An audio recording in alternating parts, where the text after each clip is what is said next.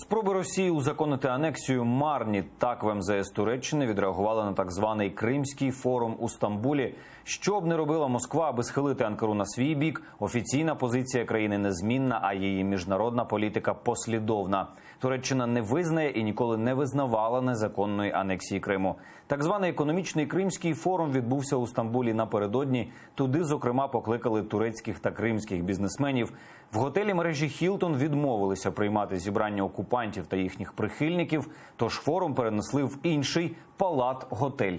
Засудили його проведення і представники бізнесових кіл Туреччини, Рада зовнішньоекономічних зв'язків та МЗС.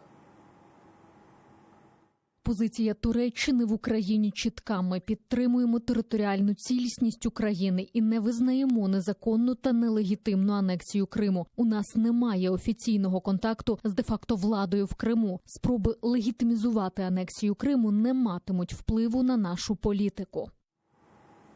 Так званий Кримський форум представники турецької бізнес-еліти здебільшого проігнорували. Хоча, окрім організатора, бізнесмена Унвера Селя, на заході засвітилися представники окупаційної влади. Зокрема, Наталія Сірова, яка очолює Центр підтримки експорту при так званому Міністерстві економічного розвитку. Також тут побував Володимир Мурзін, представник одного з турецьких агрохолдингів, Фаріба Назарі, засновниця Міжнародної федерації охорони здоров'я та туризму в Анкарі. Побували там і кілька кримських бізнесменів, зокрема Валентина Гайворонська, власниця першого кримського маслозаводу та власник будівельної компанії «Індустрія розвитку» Енвер Еміраджиєв.